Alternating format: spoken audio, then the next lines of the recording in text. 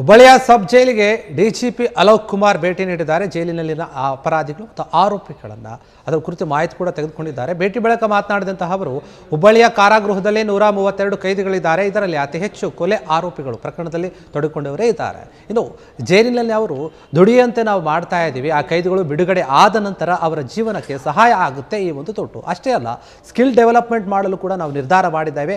ಜೈಲಿನಲ್ಲಿಯೇ skill development ಬಗ್ಗೆ ತೀರ್ಮಾನಿಸಲಾಗಿದೆ. ಇನ್ನು ಎಲ್ಲ ಜೈಲಿನಲ್ಲಿ ಕೈದಿಗಳಿಗೆ ಏನಿದೆ, ನಾವು ಯೋಗ ಮತ್ತು ಧ್ಯಾನವನ್ನು ಕಡ್ಡಾಯಗೊಳಿಸಿದ್ದೇವೆ. ಈ ಮೂಲಕ ಏನಾಗುತ್ತೆ ಅಂದರೆ, ಜೈಲನ್ನು ಪ್ರವೇಶ ಮಾಡುವಂತಹ ಮೊದಲ ಬಾರಿಗೆ ಯಾರ್ಯಾರು ಬರ್ತಾರೆ ಅಪರಾಧಿಗಳಿಗೆ NDPS ಟೆಸ್ಟನ್ನು ಕಡ್ಡಾಯ ಮಾಡಿದ್ದೇವೆ. ಇದು ಒಂದು ವಾರದ ನಂತರ ಜಾರಿಗೆ ಬರುತ್ತೆ ಅಂತ ತಿಳಿಸಿದ್ದಾರೆ. ಅಷ್ಟೇ ಅಲ್ಲ, ಸಮಾಜವನ್ನು ನಾವು ಮಾದಕ ವಸ್ತುಗಳ ಸೇವನೆಯಿಂದ ಮುಕ್ತಗೊಳಿಸಬೇಕಾಗಿದೆ. ನಾವು ಆದಂತ ಜೈಲಿನಿಂದಾನೇ ಪ್ರಾರಂಭ ಮಾಡ್ತೇವೆ. ಯಾಕಂದರೆ ಜೈಲಿನಲ್ಲಿ ಸಾಕಷ್ಟಿದೆ. ಒಳಬರುವಂತಹ ಮತ್ತು ಹೊರಗೆ ಹೋಗುವವರನ್ನು ನಾವು ತಪಾಸಣೆ ಕೂಡ ಮಾಡ್ತೇವೆ. ಮೊದಲು ಪ್ರಕರಣದ ಆರೋಪಿಗಳೇನಿದ್ದಾರೆ ಮತ್ತು ಅಪರಾಧಿಗಳನ್ನು ರೂಢಾಪರಾಧಿಗಳನ್ನಾಗಿ ನಾವು ತೆಗೆದುಕೊಳ್ತೇವೆ. ಏನು ಅವರು ತಗೊಳ್ತಾ ಇರ್ತಾರಲ್ಲ ಕೆಲವೊಂದು ಮಾದಕ ವಸ್ತುಗಳು, ಅದ್ರ ಬಗ್ಗೆ ಕೂಡ ಗಮನ ಹರಿಸ್ತೇವೆ. ಹೀಗಾಗಿ ಜೈಲಿನಲ್ಲಿ ಇನ್ನೂ ಕೆಲವು ಹೊಸ ನಿಯಮಗಳನ್ನು ತರುವಂತಹ ನಿಟ್ಟಿನಲ್ಲಿ ನಾವು ಕೆಲಸವನ್ನು ಮಾಡ್ತೀವಿ ಅಂತ ಅಲೋಕ್ ಕುಮಾರ್ ಹೇಳಿದ್ದಾರೆ. ಇಲ್ಲಿ ನಾವು ಮಾಡಿದ್ದೀವಿ. ಈಗ ಹುಬ್ಳಿ ಇದು ಸಬ್ ಜೈಲ್ ಇದ್ರೂ ಸಹ ಇಲ್ಲಿ 132 ಜನ ಕೈದಿಗಳು ಇದ್ದಾರೆ.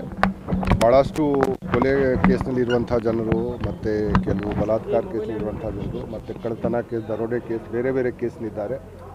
ಆದರೆ ನಮ್ಮ ಉದ್ದೇಶಕ್ಕೆ ಯಾರು ಇಲ್ಲಿದ್ದಾರೆ ಮತ್ತೆ ಅವರು ಇಲ್ಲಿಂದ ಹೊರಗಡೆ ಹೋದ ನಂತರ ಮತ್ತೆ ಈ ರೀತಿ ಮಾಡಬಾರ್ದು. ಕೆಲವು ಸ್ವಯಂ ಸೇವಿ ಸಂಘಟನೆಗಳು ಅವರು ಕೂಡ ಇದ್ದಾರೆ. ನಾವು ಅವ್ರಿಗೆ ಯೋಗ, ಧ್ಯಾನ ಮತ್ತು ಬೇರೆ ಬೇರೆ ಏನು ಅವ್ರಿಗೆ ಸುಧಾರಣೆ ಮಾಡಲಿಕ್ಕೆ ನಾವು ಮಾಡ್ಬೋದು. ಮತ್ತು ಕೆಲವು ಸ್ಕಿಲ್ ಅವ್ರದ್ದು ಡೆವಲಪ್ ಮಾಡೋಕ್ಕೆ ಏನಾದರೂ ಮೆಕ್ಯಾನಿಕ್ದು ಟ್ರೈನಿಂಗ್ ಆಗಲಿ, ಎಲೆಕ್ಟ್ರಿಷಿಯನ್ದು ಟ್ರೈನಿಂಗ್ ಆಗಲಿ, ಬೇರೆ ಏನಾದರೂ ಟ್ರೈನಿಂಗ್ ಅವಶ್ಯಕತೆ ಇದ್ದರೆ ಅವ್ರಿಗೆ ನಾವು ತರಬೇತಿ ನಾವು ಅವ್ರಿಗೆ ಕೊಡ್ತೀವಿ. ಯಾಕೆಂದರೆ ಹೊರಗಡೆ ಬಂದು ಮತ್ತೆ ಅವರು ಕಳ್ಳತನ ಆಗಲಿ, ದರೋಡೆ ಆಗಲಿ ಅಥವಾ ಸುಲಿಗೆ ಆಗಲಿ ಅದು ಮಾಡೋದು, ಅಥವಾ ಮತ್ತೆ ಕೊಲೆ ಟೈಪ್ ಕೇಸಲ್ಲಿ ಅವರು ಭಾಗವಹಿಸಬಾರ್ದು. ನಾವು ಈಗ ನಮ್ಮ ಜೈಲರ್ ಸಹಾಬುದ್ದೀನ್ ಅವರಿಗೆ ಹೇಳಿದ್ದೀವಿ, ಅವ್ರಿಗೆ ಕಡ್ಡಾಯವಾಗಿ ಎಲ್ಲರಿಗೆ ಅವರು ಎಲ್ಲ ಇದಕ್ಕೆ ಅವರು ಯೋಗ, ಧ್ಯಾನ ಎಲ್ಲ ಸ್ವಲ್ಪ ಮಾಡಿಸ್ಬೇಕು. ಮತ್ತು ಅವ್ರು ಏನಾದರೂ ರಿಫಾರ್ಮೇಷನ್ದು ಒಂದು ನಾವು ಕಾರ್ಯಕ್ರಮವನ್ನು ನಾವು ಮಾಡಬೇಕು. ಮತ್ತು ಯಾರು ಯಂಗ್ ಆಫೆಂಡರ್ಸ್ ಇದ್ದಾರೆ ಅವ್ರಿಗೆ ಪ್ರತ್ಯೇಕವಾಗಿ ಇಟ್ಕೊಳ್ಳೋದು, ಅದು ಕೂಡ ನಾವು ವ್ಯವಸ್ಥೆ ನಾವು ಇಲ್ಲಿ ಮಾಡಿದ್ದೀವಿ. ಯಾರು ಯಂಗ್ ಆಫೆಂಡರ್ಸ್ ಇದ್ದಾರೆ, ಫಸ್ಟ್ ಟೈಮ್ ಆಫೆಂಡರ್ಸ್ ಇದ್ದಾರೆ, ಅವ್ರಿಗೆ ಹಾರ್ಡ್ ಕೋರ್ ಆಫೆಂಡರ್ಸ್ ಜೊತೆಗೆ ಅವ್ರಿಗೆ ಸೇರಿಸ್ಕೊಳ್ಬಾರ್ದು, ಅದು ನಾವು ನೋಡ್ತೀವಿ. ಮತ್ತು ಈ ಮೊಬೈಲ್ ಆಗಲಿ, ಗಾಂಜಾ ಆಗಲಿ, ಇದು ಎಲ್ಲ ವ್ಯವಸ್ಥೆ ಅದು ನಾವು ಸಂಪೂರ್ಣವಾಗಿ ನಿಲ್ಲಿಸಬೇಕು, ಅದು ನಾವು ತಾಕೀತು ಮಾಡಿದ್ದೀವಿ. ಮತ್ತು ಈಗ ನಾವು ನಮ್ಮ ಕಾರಾಗೃಹಗಳಲ್ಲಿ NDPS ಯಾರು ಸ್ಟಾಫ್ಗಳು ಕೂಡ ರೂಲ್ಸ್ ಫಾಲೋ ಮಾಡಿಸ್ಬೇಕು. ಅದರ ಜೊತೆಗೆ ಅವರು ಯಾರು ಅಪರಾಧಿಗಳು ಇದ್ದಾರೆ ಅವರು ನಾಳೆ ಯಾವಾಗ ವಾಪಸ್ ಅವರು ಇಲ್ಲಿಂದ ಹೊರಗಡೆ ಬರ್ತಾರೆ, ಸೊ ಒಂದು ಬೆಟರ್ ಹ್ಯೂಮನ್ ಬೀಯಿಂಗ್ ಆಗಿ ಅವರು ಹೊರಗಡೆ ಬರಬೇಕು.